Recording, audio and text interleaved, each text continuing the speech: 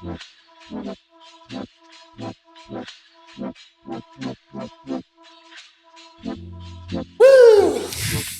hello everyone once again. Welcome back to the It's Just Coffee podcast. I'm Kirk Pearson. And I'm Rohan and Kirk.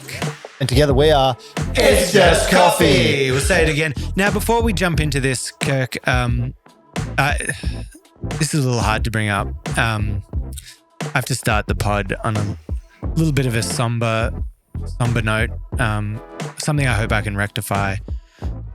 I got a call earlier this week from a dear friend of mine who listens to the podcast, and he was just giving me some nice feedback on it. He's been listening in, and he actually said, he was like, you know, you wanted some feedback. He goes, one thing that I've noticed that I'm not liking is I feel like you are bullying Kirk on the podcast and not in a fun way. Oh. And, I don't think it's fair, and I don't think the listeners would like it. So I wanted to come up on the start of the pod, and sometimes it's trying to be funny.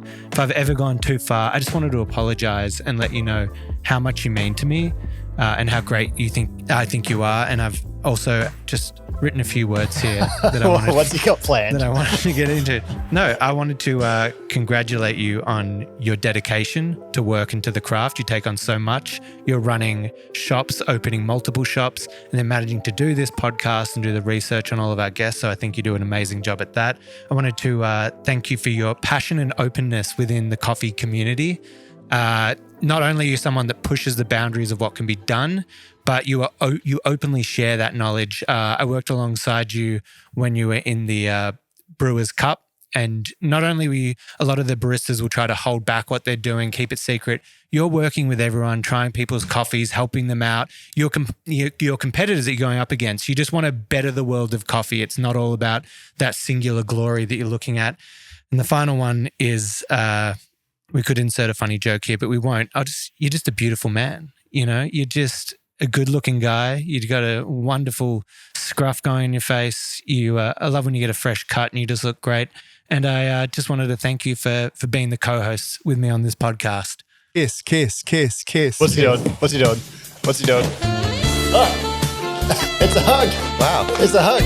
Well, I better start off with a good opening monologue in the next episode. But have you ever seen Harry Potter when Dobby gets the sock? Yes. I kind of feel like when Dobby got the sock, it's like Dobby is a free elf, this lifetime of, and to be honest, your friends judge you harshly there because I treat you far worse. I'm always making fun of you for the weight and stuff like that. Absolutely. Oh, the weight, Jesus. Yeah. And it was, I want you to know how difficult it was for me for that third point there on the list not to be a joke that just threw it all under the bridge. But that was great. And we are going to welcome onto the show. Oh yeah. We've got a guest today, but I've got a blurb for today's guest. So hit me with that blurb. Let me cook, guys. Let me cook.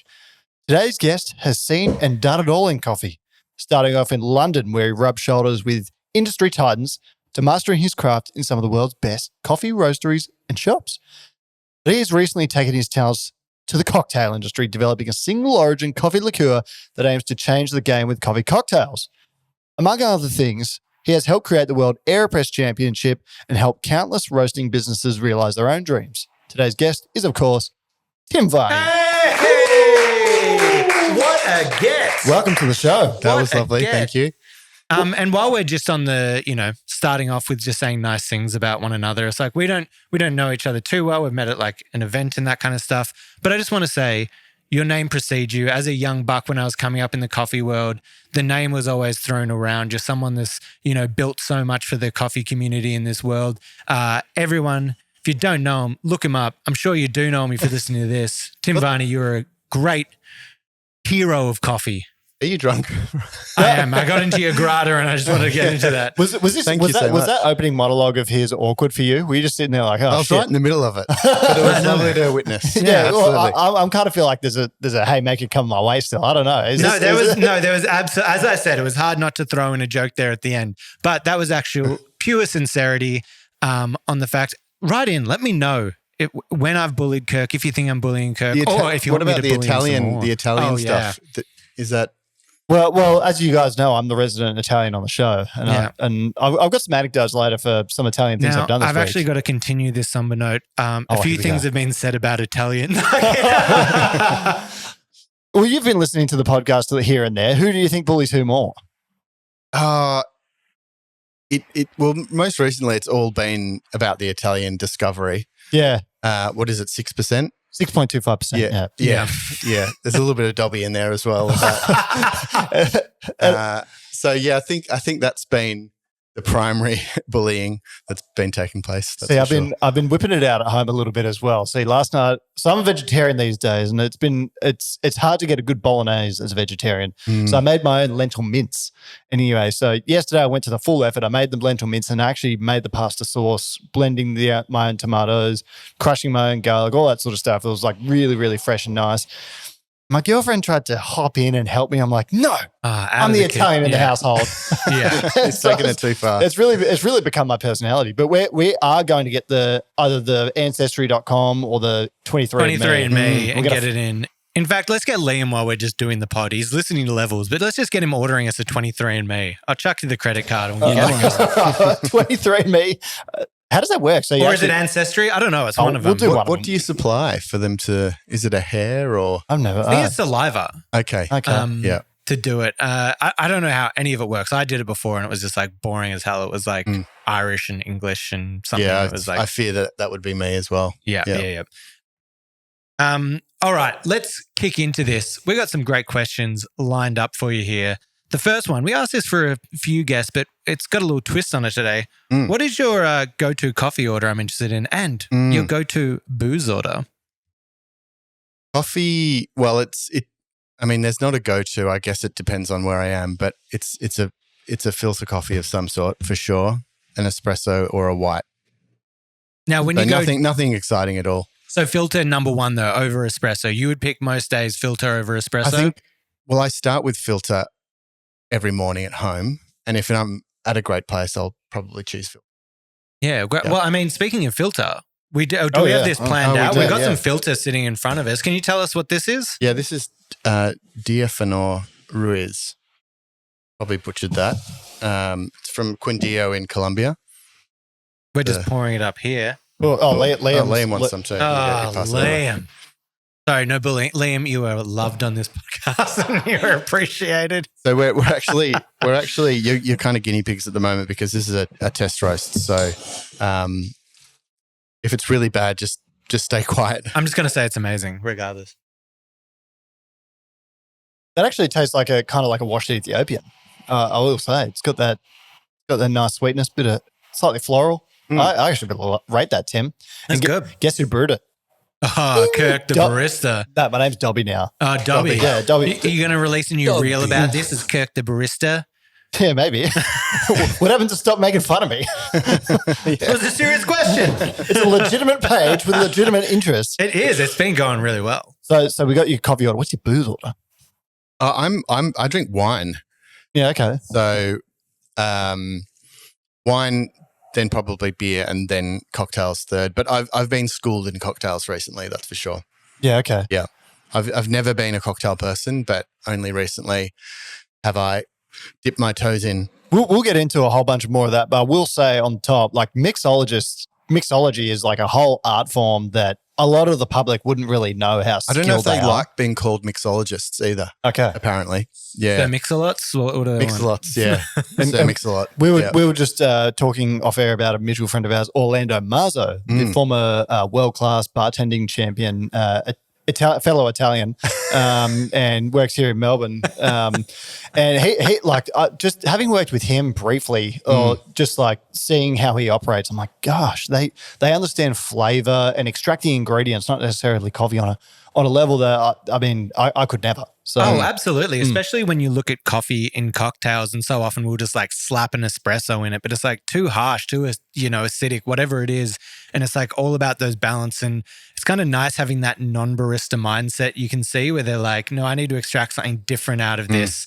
And And when you're adding all those different flavors, you can extract it differently. You know, it could be a much shorter, more acidic shot that you're going to balance out with some sugar or sweetness. You know, there's a lot that you could kind of change. But as baristas, they're probably just like whack in a shot of espresso. There it is. Yeah, well, I once had a cocktail where because the whole act of making coffee, a lot of, I was thinking about, you know how people say coffee gets burnt or had the coffee and it tasted burnt? Oh, yeah. The whole act of coffee is burning coffee, right? Yeah. So Literally roasting. Pouring that and then what do we think people actually mean when they say that their coffee is burnt? Is it that the milk is just too hot? Oh, there's that. Or is it for incredibly various roasty coffee? Yeah, I think it might be like Because it's not in the brewing process, is it? You don't burn the coffee in the brewing process. No, it must be like overly roasted coffee and like on that side. And then it's also sometimes I think burnt coffee just comes down to strength. Like there was a lot of times I remember we were pulling like double rizzes or doubles at our shop and someone was like, this is burnt. And I was just like, here, I'll make you a batchy. Just made them a bachelor shot. They're like, oh, now it's not burnt. You're like, well, it's But just coffee less at most cafes across the world, especially espresso, is just a game of Russian roulette, really, because people are not measuring things, and that's relatively new. And I've said this on the podcast before. People judge other people for making better coffee. They call other people snobs, or you know, this bougie place is like, oh, hang on, they're actually just putting effort to making it good and consistent. Right. What are the great? I've had like people come up when they want to complain about that or say something's burnt. They're like, they start telling you what you've done wrong. They're like, oh, you've tamped it too hard, which can lead to like the water burning the coffee. You're like, what are you talking about? Yeah. That's what we all dealt with at the beginning, though, didn't we? Especially, I mean, how old are you guys?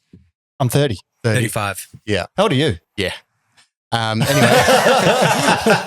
I just turned 46. Oh, God damn. good. Whoa.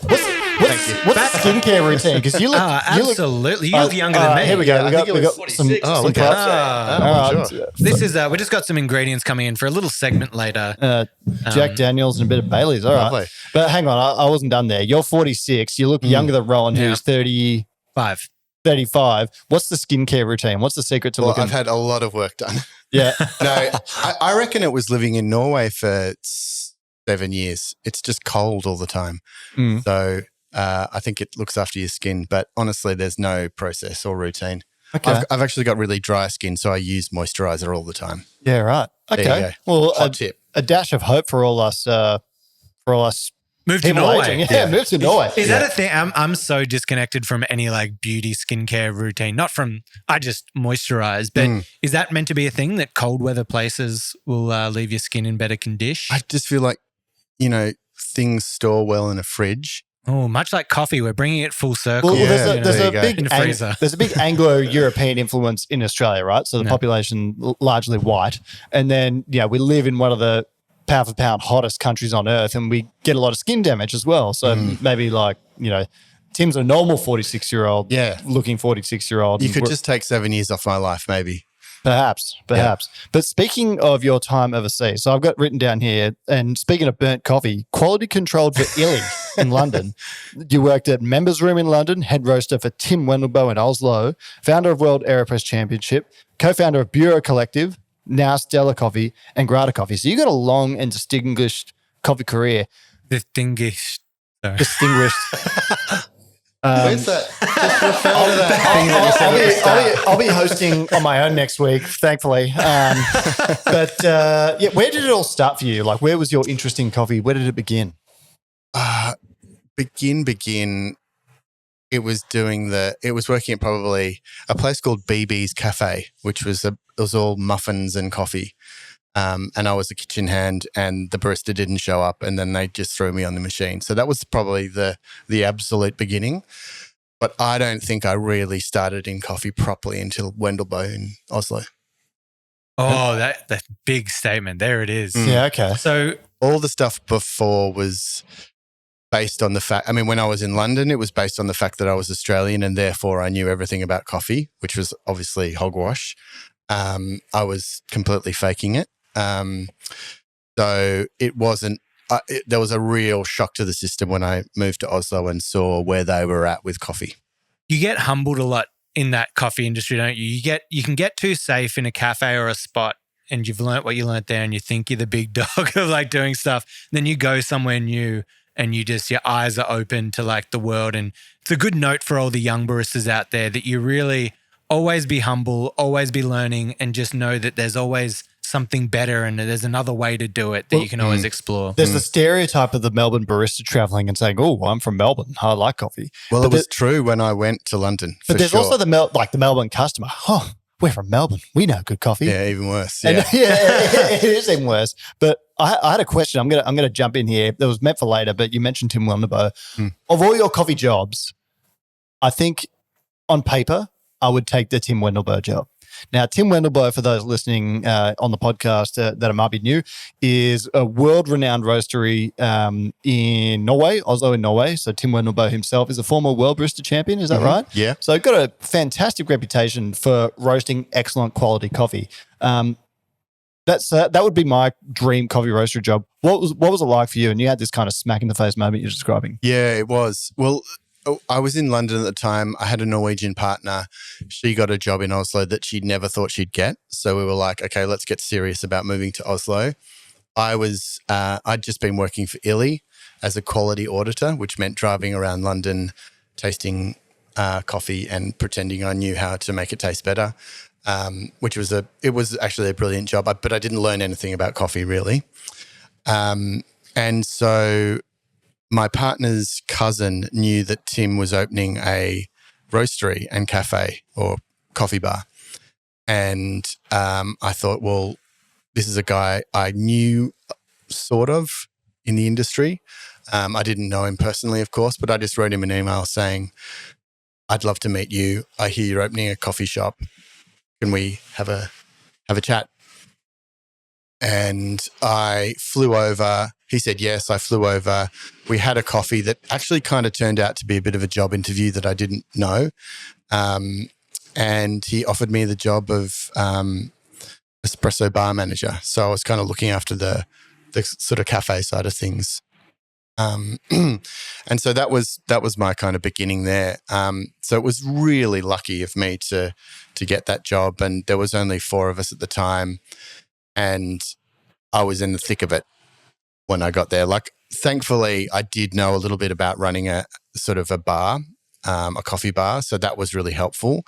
But that's where I really felt like I was on the start of my journey to actually learning about coffee. Yeah. So where did roasting play into this? So you go from working on the bar, progress to that, and then he offers you a job as a roaster, or? Yeah, well, the roaster was like, if this was the coffee bar, the roaster was right there. I was a shop roaster. Okay. And so it was a visual thing. I was part of the team who packed coffee behind the bar at the time. And they just needed someone to sort of step in and do some production stuff and not just rely on one person. So that's where it began. And then the head roaster at the time left to do something else and I jumped in. Now, Kirk, you're talking about the steps of becoming a great barista. Let's go back earlier and go quality control for Illy. Now, what kind of quality control is happening over there? Because we're on the subject of burnt coffee.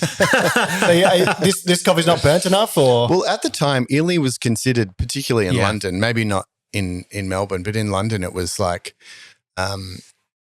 it was it. Like, there wasn't really much else. Like, there was no, I think Flat White had only just opened maybe, and that was, I think, a couple of Australian guys who opened that. And then in Borough Market, there was, the name escapes me, but it's where Fleur and Jason worked actually from Market Lane. Monmouth Coffee? Monmouth Coffee. Mm-hmm. So they were probably leading the charge at the time, but besides them, it was really Illy. So it felt like I was in the right place. But as a quality auditor, we had a little notepad that had, you'd have duplicate copies of, well, I don't even know what that's called, like carbon copies. Oh, yeah, carbon, where you'd write and you'd give carbon them paper. Your findings of how the espresso was tasting and what I did. And, I changed the gaskets and I adjusted the grinder slightly and, it's not tasting as good as it should be, and pretending I knew what I was doing. And because nobody else really did either. So I was just, Now, making it. This next question we've got kind of ties into the modern barista of like where the world is now. And you were making coffee back in the 90s. You described it to us. You had to master the art of the 1 liter jug, the 1 liter milk jug, making coffee without scales and cleaning glass out of boilers. Tell us more about that era. And do you think we did it better back then, or do you think we've got it better now? Oh, no way did we do it better back then. Not a chance. Yeah, I mean, have we all steamed a big jug, the mega jug of milk? Yeah. And then splitting it between jugs and then pouring half a latte and then just looking at where it settles and then pouring the rest. I'd do what I called the step method, where it would be like 8 glasses all lined up in a row, and it'd be like a little bit in that one, and then you pour a bit more as you go down and then reverse back. Yeah. So try to get this similar foam amount across all of them. Exactly. Yeah.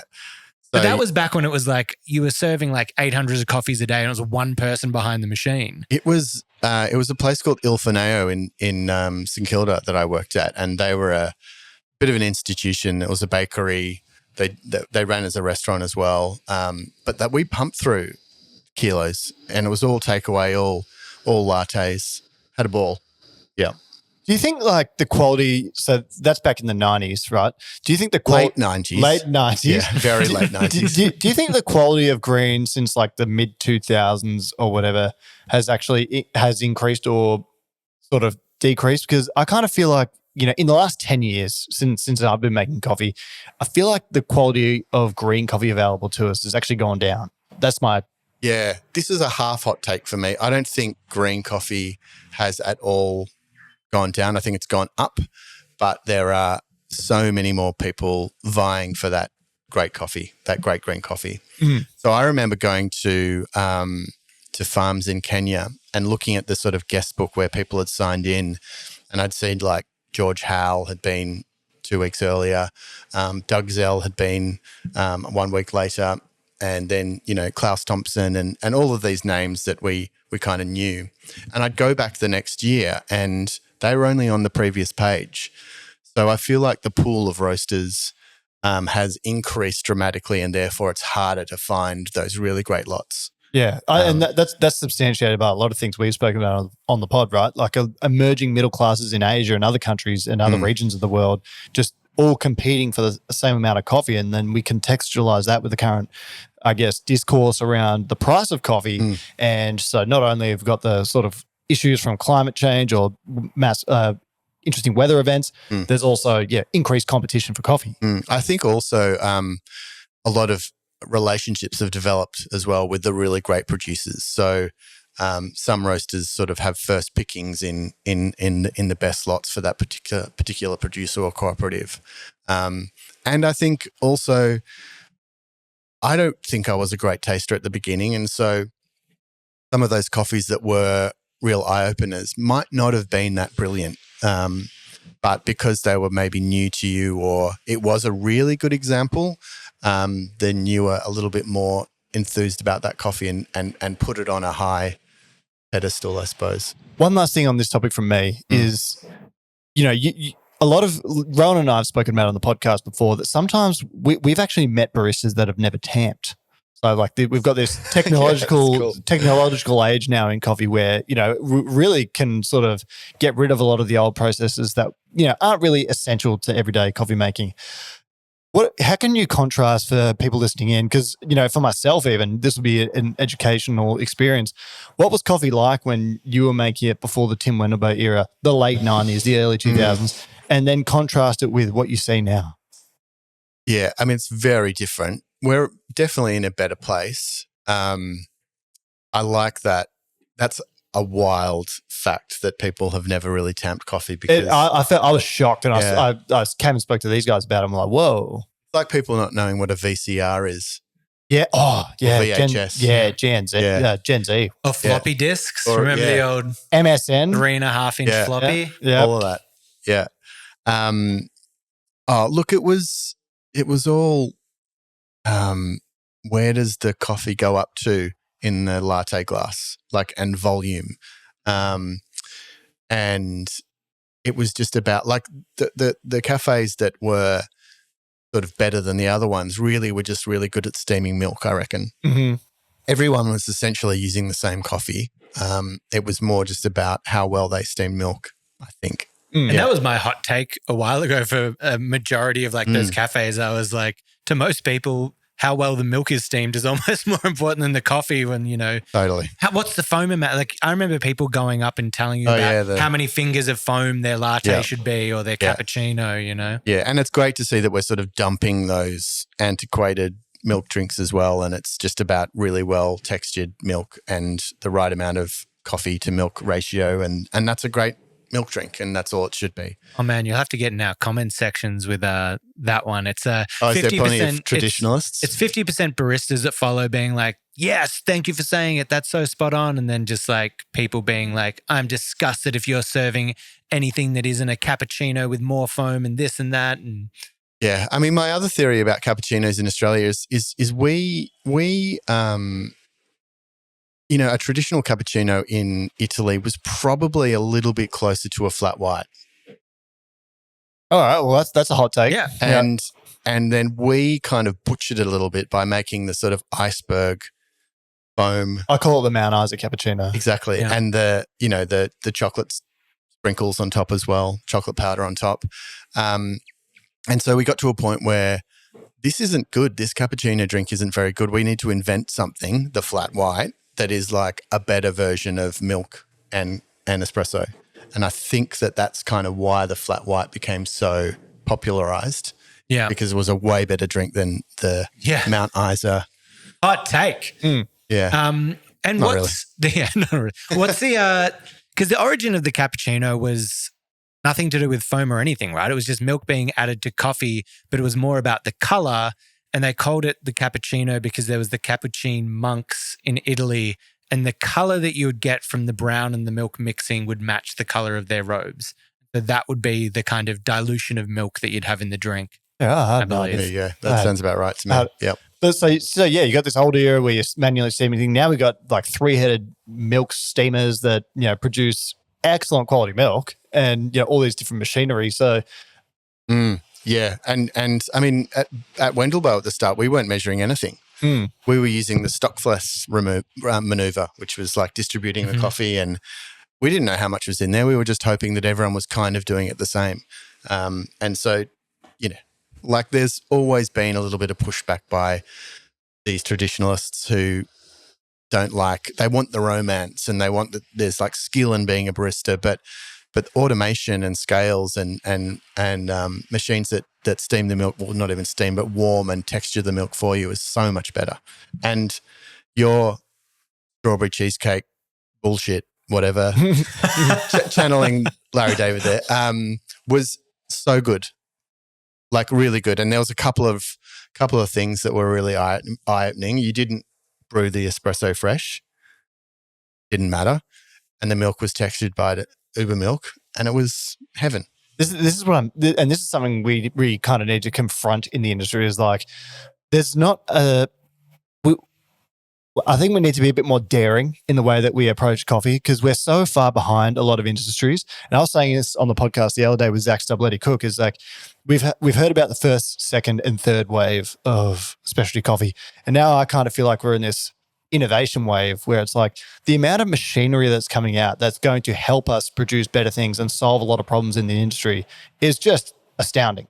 And the development of those machines and how much they'll improve in quality in the next 10 years is just crazy. It'll bring us it'll make the industry so much more professional. And we said this on the Artisti podcast is there's more jobs available right now in coffee than there are baristas to fill them. And we have layers of complexity within Australia, for example, like, getting enough staff and having, I guess, continuity with that. So a lot of Melbourne baristas are actually people from overseas. Then they have to leave in 6 months and yada, yada, yada. So there's the innovation in machinery and coffee is just going to help the industry so much. And I think, I think the tide's turning on barista discourse in the sense that like a lot more people are open to it now than they were like 5 or 6 years ago. And they're like, oh, it's going to take our jobs. But it's like, if you want to look at technology and taking away the romance, what do you think happened when my favorite Italians invented the espresso machine? They're not using a mocha pot, and then someone's like, I got this big honking piece of machinery. Were people complaining then that was taking away the romance of coffee? Probably. I wonder. Do away with Turkish coffee. Would have been great to be around for that, I think, to witness that. Who knows? I had some more questions on roasting, if you don't mind. A lot of baristas, they work the job and they think they want to progress into coffee roasting.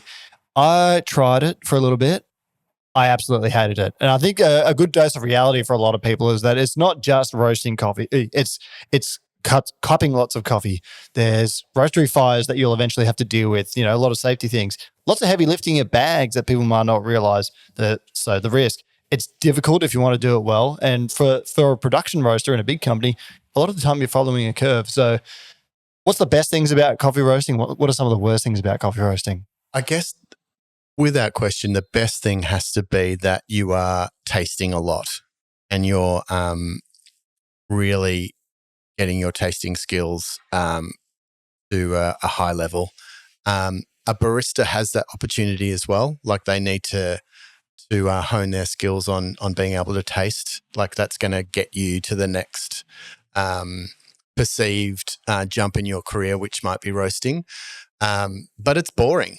Like being a production roaster is actually boring, and more your profiles are probably relatively automated. So you're not like pulling out the trier and looking at the bean development and smelling them and all that kind of stuff. That's long gone. So if you're okay with a bit of a monotonous day in doing 20 odd batches of coffee, if you're on a smaller roaster, then great. And if there's a sense of achievement with that, then go for your life. But if you're not, if you're true to yourself and you recognize, actually, I'm not that great a taster and I prefer to be around people and talking to people, then roasting probably isn't for you. Yeah. And this is the thing. I feel like hopefully in the future we can have such a thing as a career barista, and it's looked at as like a somewhat decent and a profession of dignity in a way. Because like right now baristas are kind of looked down upon in society, and like say, when I told my dad that, I wasn't going to be a journalist and I was going to open a coffee shop, I think that was hard for him to wrap his head around. And we told the story about Isaac Kim, who was going to be a doctor and he decided to be a career barista. Hopefully there's like a more lucrative career for people in the future. It probably won't be at the level a doctor is, but, they can do it for a large chunk of their life. Isaac made the wrong choice. I really think. Journalist, that's hard work, but yeah. Yeah, well, I mean, be a doctor. I reckon if you want to be that roaster, like a few people that I know that roast are just those people that can go into like an absolute hole of like podcasts or like EDM music, just like boom, boom, boom, boom, boom, boom, boom, as they roast. Because I'm like, it's long days of just not doing much. Yeah, it's frustrating and slow going, and you've got to really want to put in the work to understand what's going to make this better, this coffee better, and that's not easy. Yeah. Now, you were part of the formation of the World AeroPress Championship, which has been a very successful competition. What was it like in the lead up to the first competition? And what about it do you think some of the SCA accredited comps could learn from it? So, have you guys seen The Craft? Craft of what? The Craft? No. Okay. We need to watch this afterwards. Okay. So, we'll talk about that later. I'm sure a lot of people know me from a short video called The Craft that I did a long time ago, which was essentially taking the piss out of the WBC. Mm-hmm. The World AeroPress Championship was basically Tim Wendelboe and I deciding that this AeroPress brewer looks kind of interesting, but how do we quickly figure out how to brew with it? Let's have a competition. It was only in Norway. It was with three people, three baristas, and the idea was that we sort of fast-tracked the development of how to brew well with them. It was also, in later years, it became the antithesis of the WBC in its sort of stuffy, over-controlled environment, and was more about the latte art throwdown that were sort of championed in the States and were about having fun, were about community. And sort of that's sort of the evolution of why the AeroPress Championship sort of continued, was because people saw it as a fun event to do for community. So that was kind of the origins of why we did it. Yeah. I heard tales of one of the most legendary performances in a World AeroPress Championship. I don't know if you can confirm and or deny this, but Or demonstrate. I mean, we'd love for you to demonstrate. Did someone use their ass to push down the AeroPress one year? Because I heard tales of this, and I don't know if we need to edit this out. But the plunger? They used their butt to push the plunger literally, down. this is a female competitor, and literally kind of See how like that's relevant. twerked down. And I've never seen it, but I've heard all sorts of stories about it. Is it true? I feel like I've heard that story. If anything, it probably happened in Belgium because they were kind of wild. Right. They really. Can you top roll? Sorry, I'm just leaning over the table asking for more coffee. Okay, sir. Yeah. So Belgium, they were wild in Belgium. Yeah, they really took the party atmosphere of the AeroPress Championships and really rolled with it. So if it happened anywhere, there's a high chance that it happened there. I did once taste in Denmark a guy who was so confident that his little filter would clean up water enough that he would use. He basically bought a fish tank with a fish in it and pumped water from the fish tank through his filter and then into a kettle, and then he boiled it and made an AeroPress. And then, of course, it tasted like Goldfish. like river water. Yeah, it was terrible. But we kind of loved all of that. We loved that people were sort of not taking it too seriously and were having fun with it.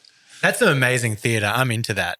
Yeah. That's very good. The other thing that I wanted to say was that it was all about having the spotlight on people who could really brew coffee really well, and that was it. It wasn't about how well they could present, so their skills as a public speaker or their English language skills weren't needed at all. And there wasn't an extensive scoring sheet. It was just literally about, out of these 3 cups here, which one tastes the best? Which one do you want to drink all of, or which would you like to drink again? And that was kind of the extent of the rules. So it really celebrated people who actually, and particularly now, because it's incredibly competitive. Like there's regionals. I think every state in Australia will have regionals, loads in the States. So you actually end up with very, very talented AeroPresses. So that was kind of the idea as well.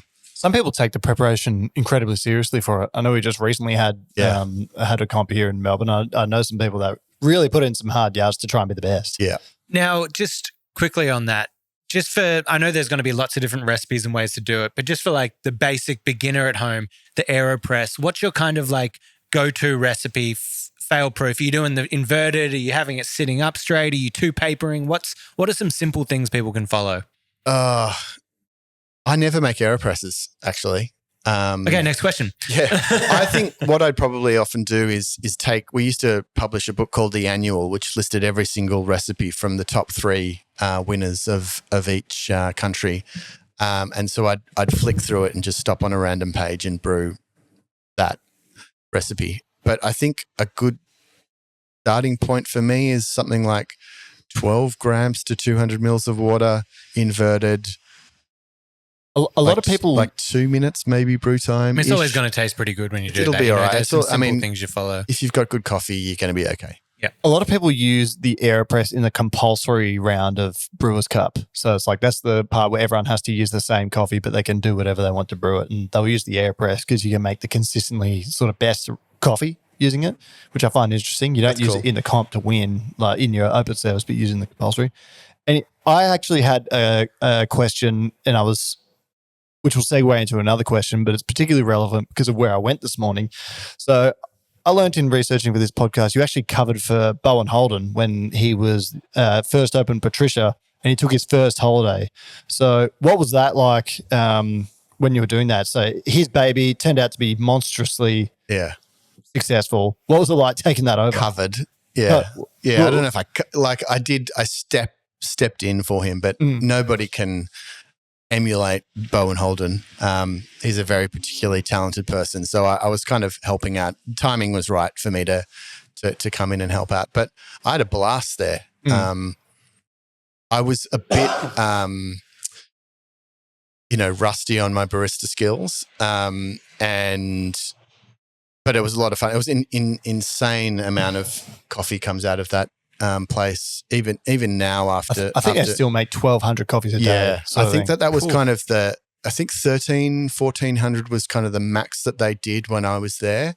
And then there was a dip with COVID and things have changed a little bit since then, but they're still pumping it out. Still absolute monsters. That was just like a perfect storm for Pip and Bowen in setting up Patricia. It's sort of at the arse end of town. There was nothing else. It was a bit of a wasteland for coffee at the time that they opened. I mean, Brother Bubba Badan was down the road, of course. But they had sort of this great captive audience of a lot of banks are around there. Lawyers. All the courts are around there, so a lot of lawyers are coming in. So they had a really good, interesting audience that would come in. And then there was the people in the know who would go to Patricia as well. It's a little bit different now. I think it's probably more about, I think we were talking about this actually. It's more about tourists know of Patricia. It's like number one on, if you're going to come to Melbourne, where do you get your Melbourne coffee fix? And I think Patricia's right up there. But yeah, it's still, I mean, in terms of consistency of service and hospitality first. I mean, everyone talks about first thing I want to make right is hospitality, and that needs to never change and da-da-da. But it's actually really difficult to do that, and I think they have done that. Yeah, they're the masters in Melbourne. And just for context, so what we're saying, like 1,200 coffees a day. What would a good coffee shop their size, and for those who don't know it, it's a small venue of like what they're doing. What would like a good coffee shop be doing numbers wise, do you think? I think 400's like, if you're doing 400 as a coffee shop, you're pretty happy. Yeah, Like, so if you're cracking over 3 times that is a huge amount of coffees for such a small spot. It's monstrous. And the way they make it as well. But you're right, they consistently deliver. Bowen actually told me to ask you or remind you, in fact, of the time that you called out your own name for a coffee order. See, this is there's what are we talking about later? Like hospo horror stories. Yeah. So there's actually 2 that came out of Patricia. One, a superpower that a lot of baristas have is remembering people's names, and I am useless, really terrible at it. And it's so calling out my own name. I must have been half asleep and, hey mate, what would you like? Flat white, great. What's your name? He might have said Andrew, and in my self-obsessed moment, I wrote my own name on the cup. And so some poor sod had to be the person sort of calling out and looking for Tim because it was written on the cup. And then they recognised it was my handwriting. So they go, oh, let's get Tim to find Tim. And of course, there was no Tim. And poor old Andrew's waiting there going, I think that might be my coffee. And yeah, so there's the other story. This is even worse, by the way. The other story of a similar vein was similar situation. G'day, mate. What would you like? Flat white. Can I just grab your name? And he said, it's Fanique. And I heard that as Fanique. So I wrote, rather than Nick, I wrote Fanique. Q-U-E, by the way, in how I spelled his name. Fanique, yeah. And so the same thing happened where someone was calling out the name Fanique. It's like Ron Burgundy. You read whatever's on the teleprompter. Yeah. So there are some amazing guys on TikTok that'll go into the Starbucks and they have a bet each day where they're like, okay, we're going to go in today and say that our name is Dylan, whatever it is. And then they all have to take bets on how it's going to be spelled on the cup. And like they'll come out and it's like the most ridiculous spelling, be like Dylan, and it's like Deilan or something like that. They just do it every day. And it's like, I mean, the people working there may be young, don't know how to spell things, but Fanique's very good. Fanique is terrible. I have a kid, I might call them Fanique. Yeah. I have previously gone to a shop and got my drink and said my name was Goku. Just, I was in a funny mood. I was in my teenage years. You're in a That's goofy a little mood. Yoda? Pardon? That's a little Yoda? Goku. Yeah, no, what's the little Yoda called? Oh, Grogu. Grogu. Yeah. Goku's from Dragon Ball Z. Yeah. Okay. Yeah. The greatest. How do you not know this? Do you not? Jesus Christ. We're back into our anime corner of the show. Yeah. But you mentioned it within your answer there, the Hospo horror story. So Liam, please press that button. Hospo Horror Story. All right. Wow. I figured with all your years in the industry, you must have some juicy hospo horror story. So I feel like I just gave it away. It was that was the story. Bowen preempted it, actually. oh, Yeah, that was it. well, it's not that bad. Surely you've seen something like horrific during. I mean, I've seen some serious horror stories of being witness to a roastery fire at Solberg and Hansen, which was pretty hairy. The classic chaff collector fire. Tell us what happened. I mean, tell us more. Well, this is going some way back, but I was there for some reason in the roastery, and they were just in the middle of production. And Solberg and Hansen were kind of the original specialty coffee roaster in Norway, in Oslo, and they had, I think, a couple of 75 kilo probats, I want to say, maybe 120s. I can't remember, but one of them was all, I was sort of standing back, and there was a bit of a kerfuffle, like the temperature probes were doing some funny things. There was some smoke leaking out of the stack as well. That's always a good sign. And it's because it's so enclosed, you never quite get onto it as quickly as you kind of need to. And so it, before we knew it, it was going. And when it goes, it's really difficult to put out. Thankfully, they had a pretty good routine for putting out fires. But there was some, I think there was, Nico was his name. He went to hospital with burns on his arm. Oh gosh! From it, because when you dropped out the I think he dropped out the chaff collector bucket or whatever, and that's kind of one of the worst things because you feed oxygen immediately to it and off it went. And I think in that moment he got a little bit burnt on the arm. So that's the unfunny hospo horror story. Well, it's a horror story, no doubt. And the moral of the story is clean your chaff collector. That's right, and the rest of the roaster for that matter. Yeah, absolutely. Now we're getting to the star of the show here. Now, what we're talking about. So you've got it here, Grada. This is a new single origin coffee liqueur, I believe Brazilian, brewed. What brought you to bring out a coffee liqueur? Why did you decide you wanted to do this? Well, with Worksmith at the time, we were asked by a big hospo group who have 150 locations around the country to help them batch up their 5 best cocktails, best-selling cocktails. And of course, Espresso Martini was on that list. And I, like any normal coffee person, we don't like Espresso Martinis. They're pretty rank typically. And so I was like rolling my eyes at the whole idea of helping them with their Espresso Martini. But quickly came around to recognizing that there was a bit of an opportunity here to give great bars around Australia decent coffee experience for their coffee cocktails. So we went away. Darren Leaney and I went away. Darren Leaney is one of the bartenders at Caretaker's Cottage, incredibly talented guy. He was the sort of cocktail side of things, and obviously I was the coffee side of things. And we just developed an espresso martini that was ready to shake for them. And in doing that, we recognized this is actually not too far away from a coffee liqueur, but it's actually way better. So let's kind of dump the espresso martini and go down the route of making a coffee and spirit is kind of what we call it. In the beginning, we didn't want to call it a coffee liqueur because we felt like it was a little bit different. The sugar content is lower than what a liqueur is considered to be. We wanted to kind of recategorize it, but that became pointless in the end. What can a coffee liqueur be used to craft? So, I mean, I'm thinking, can I make an espresso martini out of that? Can I just pour it over ice and bit of a coffee Negroni, maybe? Yeah. Like, what are the uses? Yeah, let me just check the back of the. Yeah, so there's like coffee and tonic, which is a nice one. Mm-hmm. There's the El Presidente. There's the old fashioned, of course, coffee Negroni. I mean, any.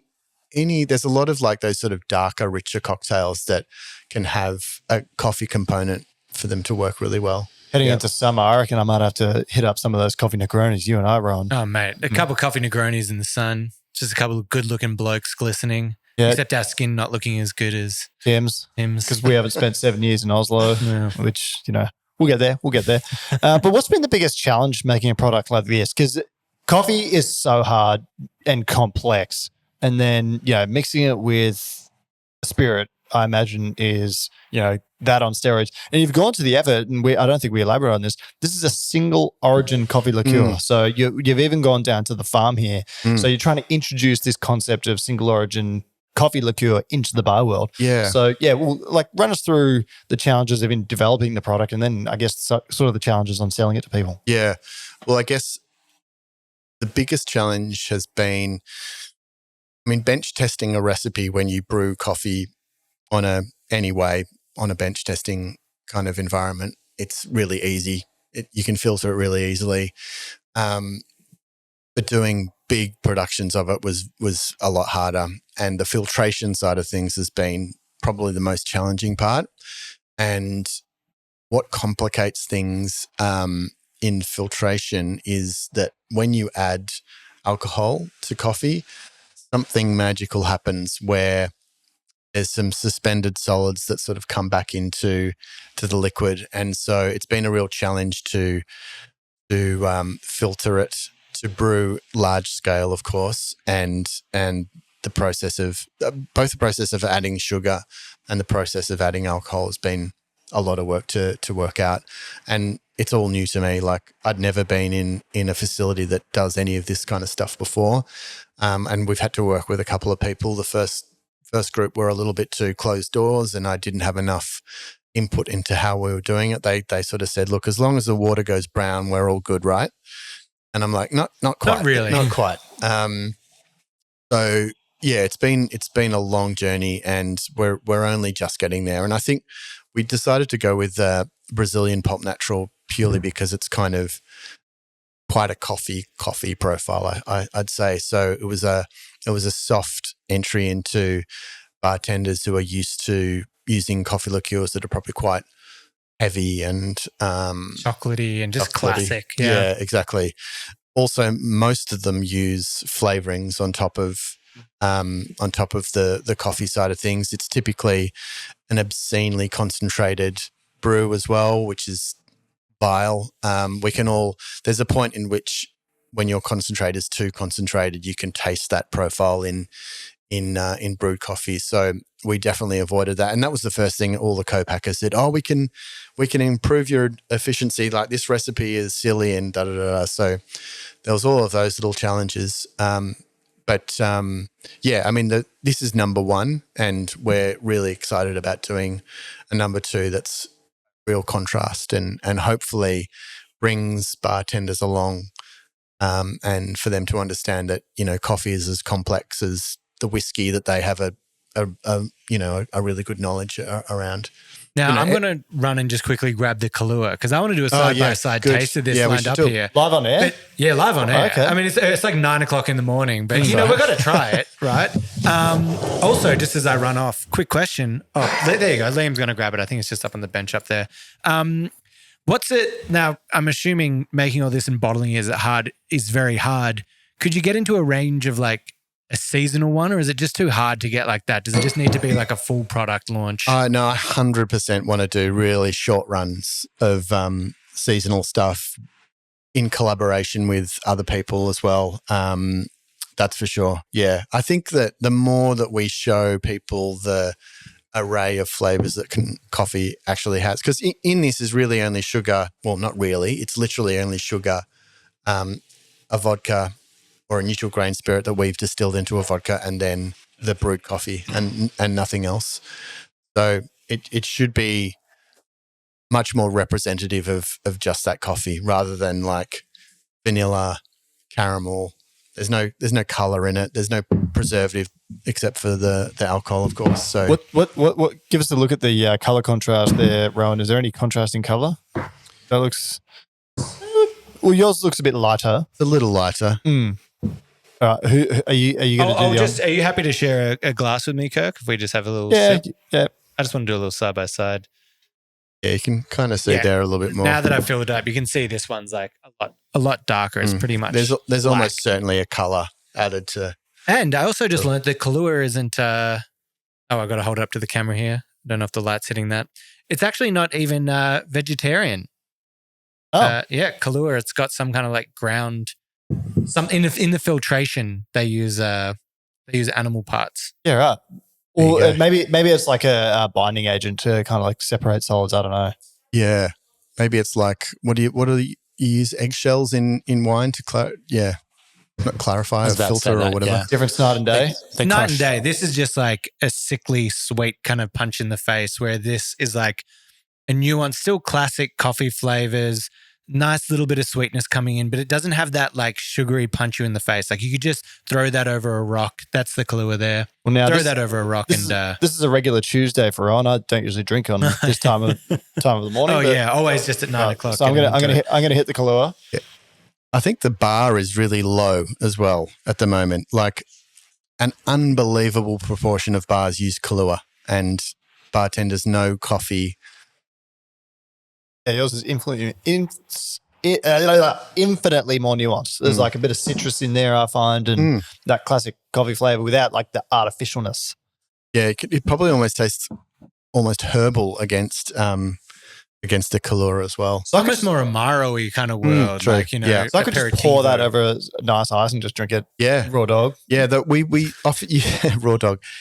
We often get some like rum and raisin vibes from this.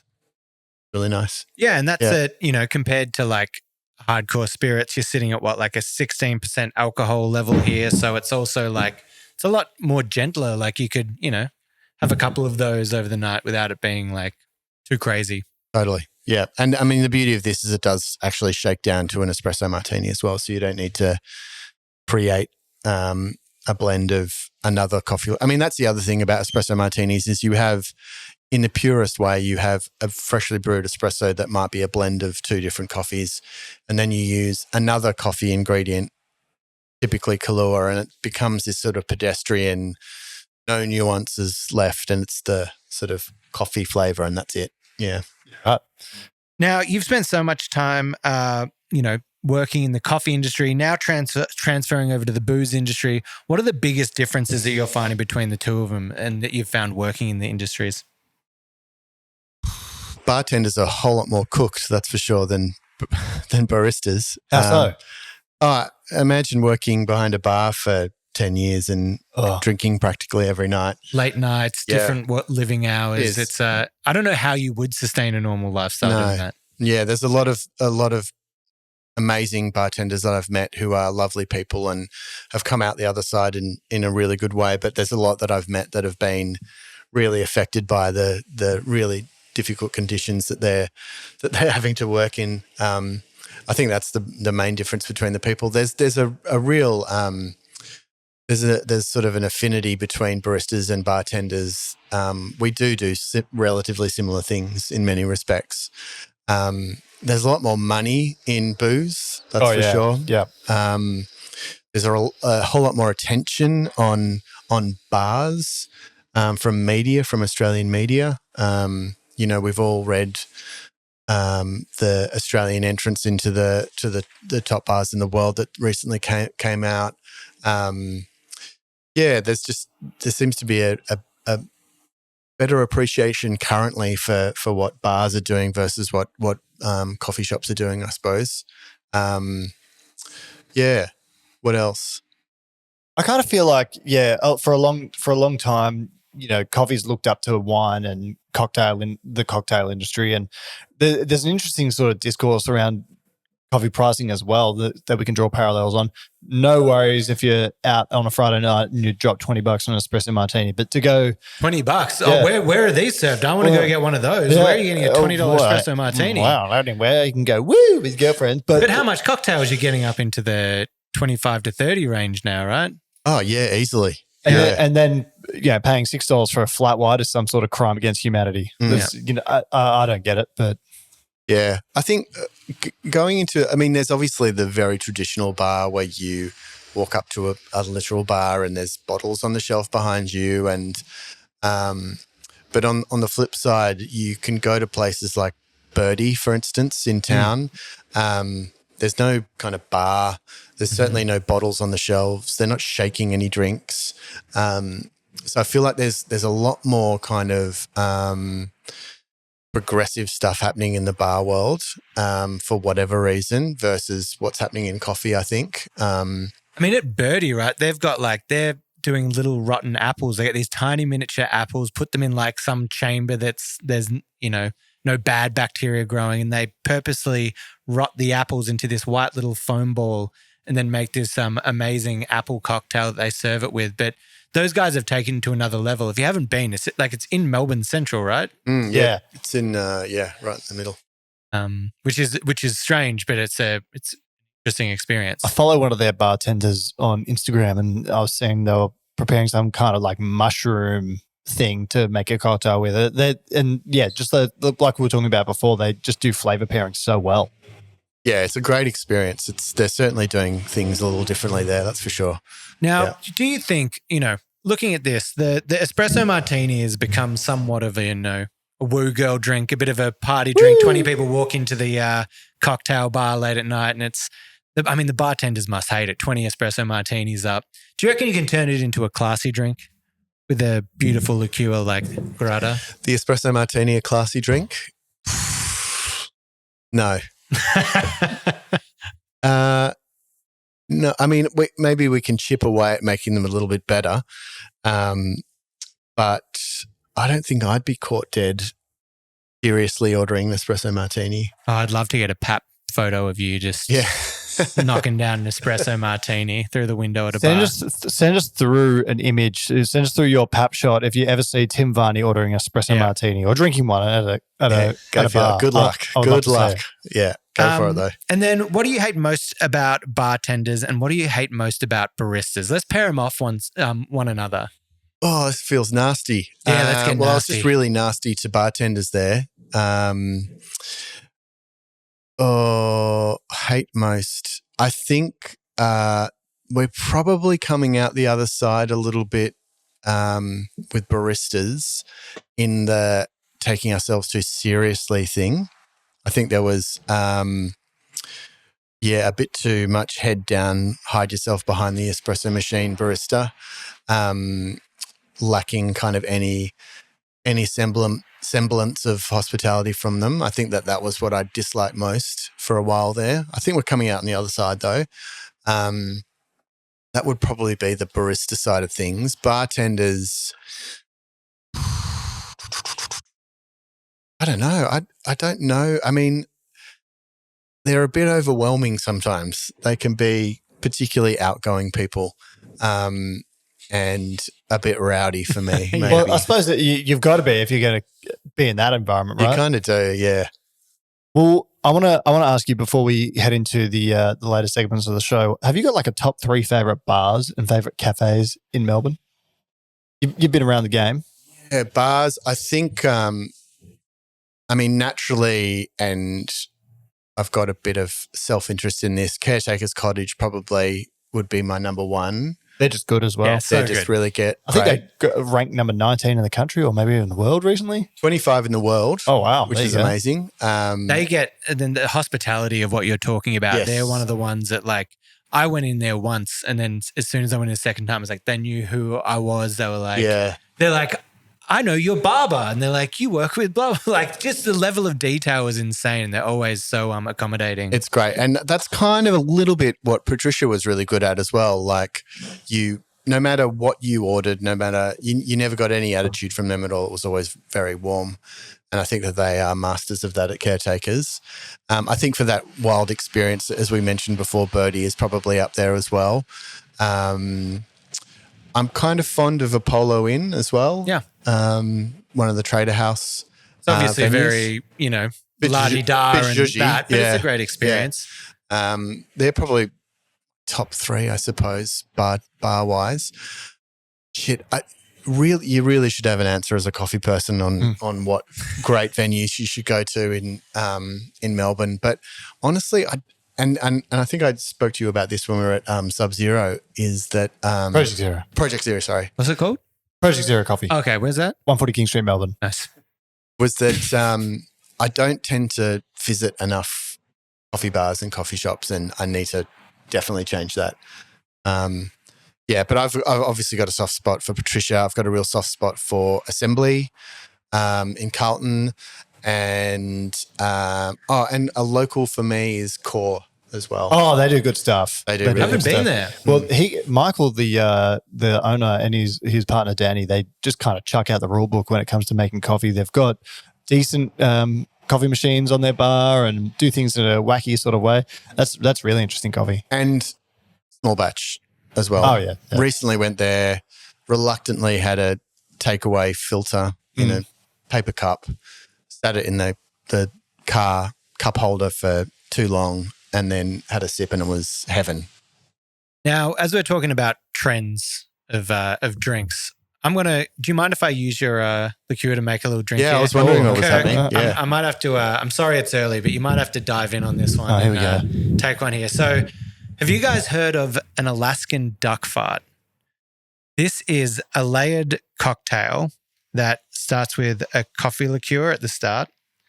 And it was actually named after, because once you make it, it's this layered drink that looks like when a duck farts in the water or the poop that goes in there. There's other rumors that it also could have come from the sound the woman made when she first drank it sound like a duck farting, or maybe because of the Baileys it made her need to. But that's where it comes from. Now, I'm putting my bartender skills to the test here. Let's see if we can float some Baileys on top of this. That was really nice. Full. That was a really nice sound effect there as well when you open that bottle into the microphone. Pull it back here and get it in there. I made this video on the channel. It got like 2 million views of. Get it? Bailey's went to the bottom, but we'll take that. All right. And then we need to, normally it's done with some Crown Royal, but we've got some Jack Daniels. And I want to see if your amazing liqueur can transform what seems like a crappy shot into an amazing drink. Now we're just, everyone's just looking at me. I'm trying to get the bloody. A few moments later. I need to edit out some of this, do some of that like fast forwarding. This is an Alaskan duck. Alaskan duck fart. What a name for a cocktail. Hey, Ro, can you just move the Baileys across for me? Now, this isn't going to layer. We'll get a pickup of this close up. There's something wrong with Grada then. Oh, that's the difference, right? Oh. That's actually amazing. So your liqueur is actually probably less heavy. It's more lighter. So that's interesting. What am I doing? I'm putting the how many shots have I had? That's contaminated now. Grada sandwiched by the class of Baileys and the. Now, can you pass this to Kirk? How's he feeling about taking a shot at 10 in the morning? Am I doing the whole thing? Yeah. Right. All right. So, Bottoms up. guys, I'm Kirk Pearson, and this is the 10 a.m. Alaskan duck fart. Woo! Can Grada save that drink? Look, I'll tell you what, a lot less intense than I thought it would be. Oh, there you go. It looks like it was intense. Looks like you're about to start crying. Well, I don't usually drink. Oh, For starters, I'm not a big drinker, and it's like 10:30. I've just had an Alaskan duck fart. You know what though? It's like not as bad as I thought it would be. I know I looked all concerned, but I reckon if I had that with some of the other ones, I probably would have been like, "Ugh." It'd be so overly sweet with the chlorine doing that. It's not as like you know. Sometimes when you have a cocktail and it really goes down the esophagus and burns. Is that Yeah. a It wasn't cocktail? that bad. I Can we mean, put that I know as- you put it with Baileys, but like it wasn't too No, bad. it's a shot. Let's get it just straight down the camera. I want to see the aftershock of the face here, just straight into the barrel. Look at those eyes. He's been slapped with an Zoom in on Alaskan this duck one. fart. Zoom in on this one, Liam. Fucking for real. I'm for real after that. And some twitching eyes. Yeah, that's it. No, my eyes just twitching naturally. I'm fucking hardcore. Do you have to go back to work at Project Zero after this? Hope not. I can't remember. How many of those have I had? What year is it? Who are you? Doesn't matter. I'm past crop. All right. Well, I like that we did that. Has there ever been a cafe or bar? It was my last question. Am I pissed? No, Has there ever been a cafe or bar in one that's ever been successful? Because I've never seen it. I was thinking the other day, what do you do in Melbourne at about 4 o'clock? because cafes are long gone. Yeah, it's kind of like the siesta hour, isn't it? Bars aren't really open. I guess it's pubs is probably the only spot. Yeah, that And that's crossover the bit. happy hour moment. They try to get you in there. Yeah, because you go to the States and cafes are open till like 8 p.m. Yep. And I don't even think that they necessarily do booze. It's just that people are drinking coffee all the way through. This is a frequent complaint in Melbourne, actually. A lot of people are like, oh, the cafe shuts too early. The Good Measure boys do it right. They're probably the only example that I've. Yeah, that's the only one. I've seen so many people try to do it where they've like, we're going to open for dinner. Florian, I've seen has started opening some nights as well. They do a Friday night there. Right. Good food there as well at Florian. I like that. But do they do a boozy Mont Blanc at Good They Measure? must. They were saying they do a lot of them at night. Is it a boozy version? Yeah, they do. Well, they have a particularly interesting demographic there because there's a lot of students there, and students obviously need to study well on into the night, and so they serve a lot of coffee.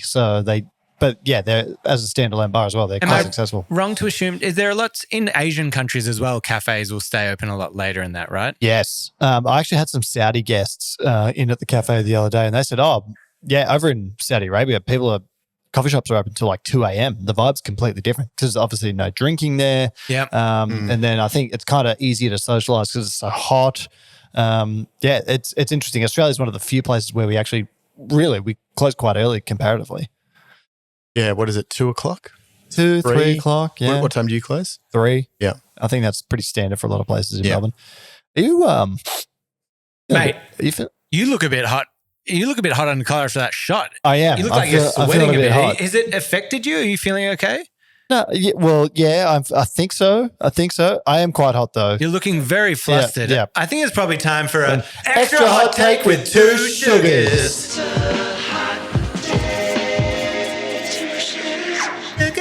Quick poll, should that be a bit more intense, the sound effect? Like, is it a bit mellow going from extra hot take with 2 sugars to then a Tame Impala-esque? Should we what, have you got the other sound there still, Liam? Do you mean the guitars? Yeah. Yes, I do. Hold on. We'd be going something more like way better. All right, there we go. The guitars? Yeah. Do you prefer the guitars? I think we're going to have to switch over next week. Switching. No, but I did like the Tame Impala thing. There needs to be the screaming vocal on top, though. Yes. Yeah. So we need hot take. Yeah, exactly. We got a voice box back there. Maybe I can help you out there, Liam. Do my best Amity Affliction cosplay. Oh, yeah. Well, I think in tradition, we should start with the guest with your extra hot take with 2 sugars. So the way we do this is we deliver your extra hot take, but I'm going to ask you to stare down the barrel into that middle camera there. Connect with the audience. Connect with the audience. You've never connected before. All right. So, Tim Varney. I'm just juggling between the kind of 2 I have in my head. Do both. Yeah. ¿Por qué no los dos? We'll cut out the one that doesn't really land. Okay. All right. Okay. All right.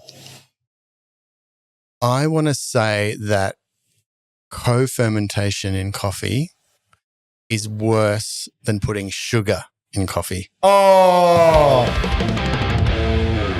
Fucking gloves Ruffle off. any feathers today? I like that. Why?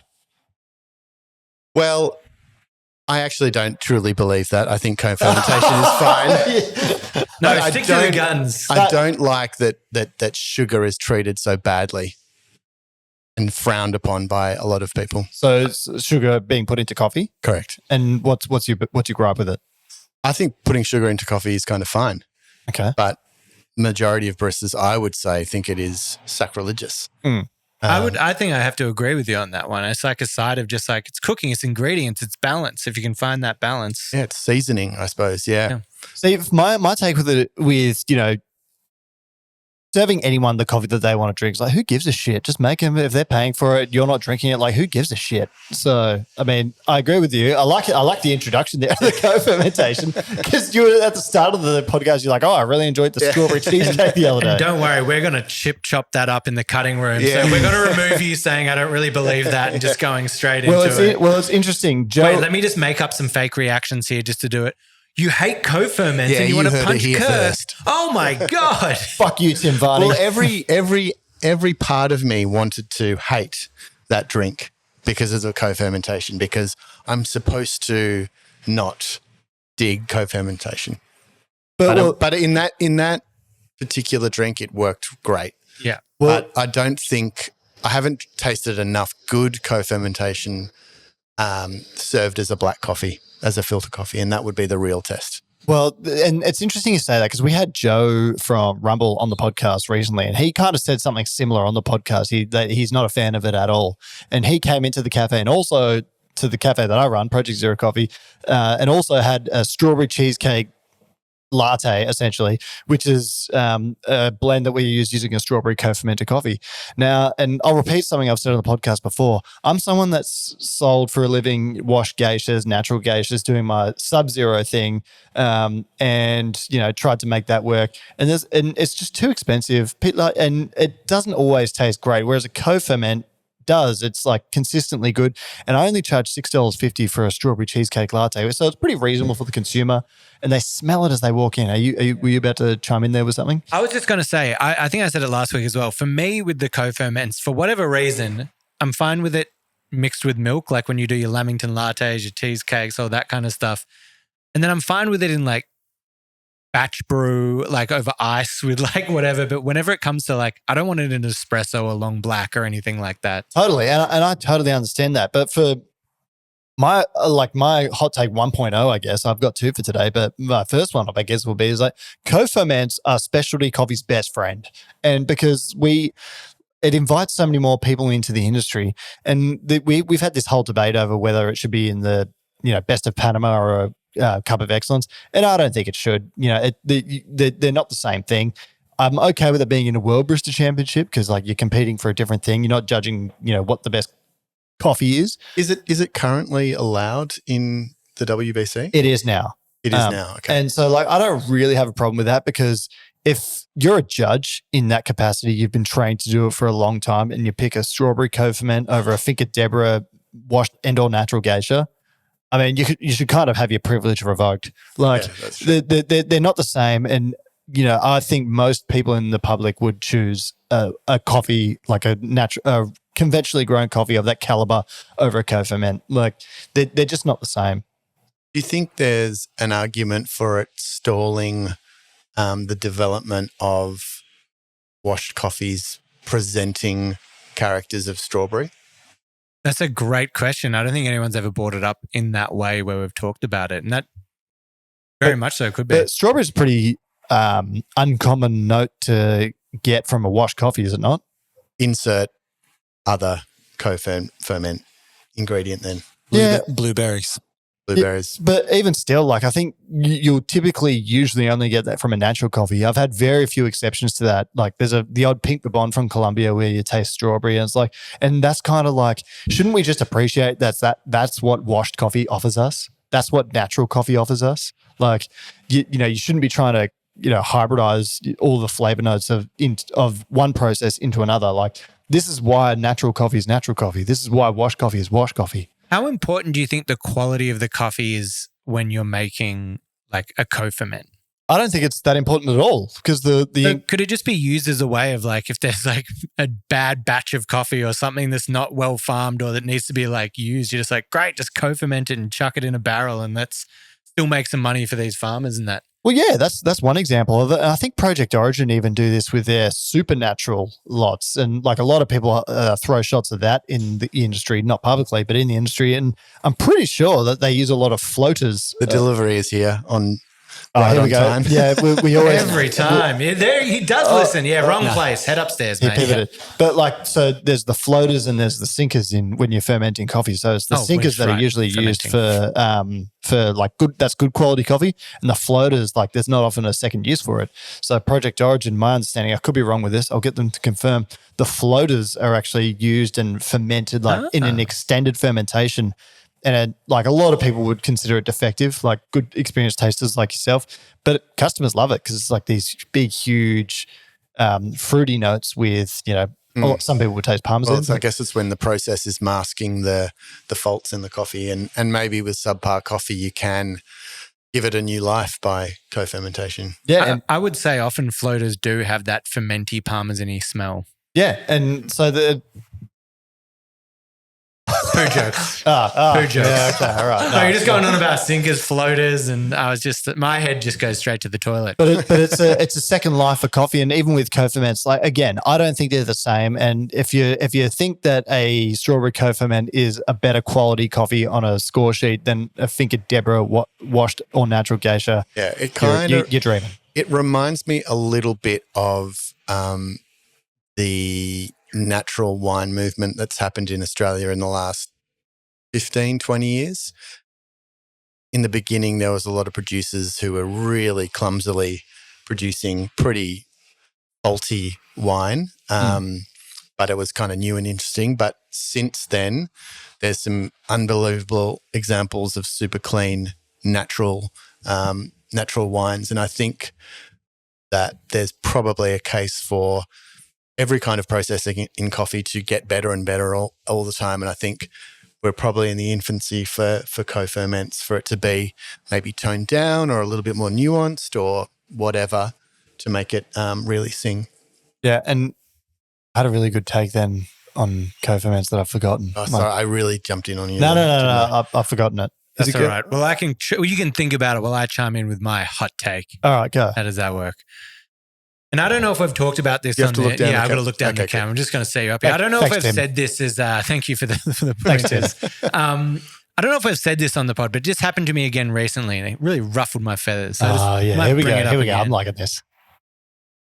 Baristas, stop turning around your little point of sale with the screen on it with the tip there and trying to get me to tip for a takeaway coffee. We're getting to a point in Australia where the barista is just looking you dead in the eye when it's on that tip screen being like, how dare you not press that tip button? When did this transformation happen that we in Australia think it's fine to try to stinge a couple of bucks from someone for just making a coffee? Well, I like that. it's like a sponsor a child. And the three options, you've got, 10% or 5%, 10%, 15 or whatever. And it's a bit of the same mentality of when you're going, oh, well, I'm going to give a tip because he's watching me and blah, blah, blah. But you want to choose the second least expensive bottle on the list. Yeah. So you choose the middle tip, not the 5%. And look, I'm fine with, I've lived in America. I know that it's different there where you need to tip because that's how the people make their wages and do it.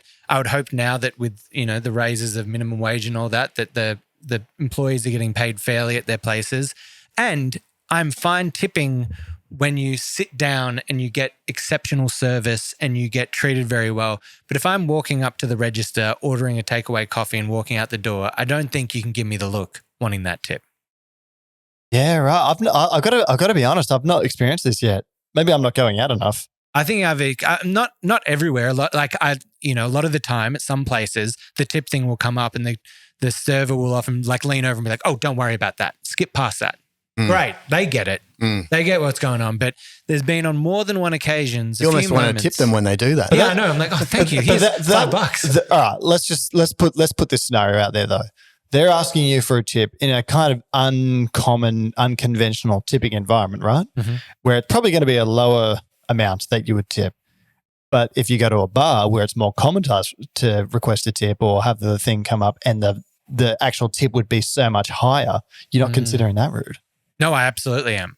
You are? Yeah, if I'm just getting a beer or a drink at a bar and I walk up and order it and they're trying to get me to tip. Sorry, my complaint here goes full circle of all of hospo if it's not like a sit down proper service or you're not getting some kind of exceptional service that's above and beyond. If I'm walking to a bar ordering something, it's getting poured and handed to me, don't look at me for the tip. It's yucky that it is becoming a avenue for working in hospitality as a sustainable job.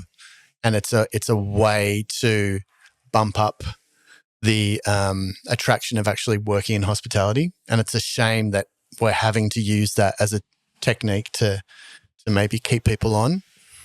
Well, but it's in addition to wages, right? It's not like you can use the tip. But are the wages that we're receiving enough as a hospo professional? As someone who runs a cafe. Well, it's a pretty big expense. And I actually had a conversation with someone who's running a coffee business. He's the global head of coffee, and they've got venues in Australia and America. And he's like, the expense is so much, you make so much more money, even though you bring in less revenue in America because the expenses are so low because the customers effectively pay the wages through tips. So it's like, so customers kind of offset the business expense over there. Whereas in Australia, there's not just paying the wage, there's the entitlements that come along with it. And then there's the addition on top of that of superannuation, which might be 401k for the American listeners. There's like a lot more expenses. And we had Damo last week come on the podcast and say that now we've got, in Victoria, the state we're in or province we're in, there's payroll tax as well. So there's not just the wage, but the expenses around employing people in Australia, which are particularly high. And like the minimum wage is pretty high. Like a barista that's casually employed makes north of $30 an hour nowadays. So it's like, that's not small. Yeah, no, I definitely agree with that as well. But, all we hear about at the moment is the cost of living crisis. Yeah. And so the entire system is obviously a little broken. So it's not good for anyone. Oh, it's this circular kind of thing where it's like the minimum wages need to go up because people aren't getting paid enough. But then because of that, the prices of the food and the drinks go out. So then the people are having to spend more of that money they're getting to then be able to do that. And it's just this ugly cycle that just keeps going around. And I think the difficulty facing Australian hospitality in general right now is they can't actually raise their prices in line with those increases because, it's just prohibitively expensive for people to go out. Do the Tim Tam, just jack it up, $6 a packet. Yeah, I don't know. And shrinkflation. Yeah, exactly. Another. Did your hot take or your thing come to you again about co-ferments? No, but I'm just going to roll with my original hot take, if you will. So my extra hot take with Two Sugars is people with their 1-star Google reviews need to fuck off. Wait, did you get another one? What happened? Well, no, I didn't. It actually wasn't directed towards me, but I have a bit of a habit of reading some other people's Google reviews. Oh, you're a comment diver. Yeah.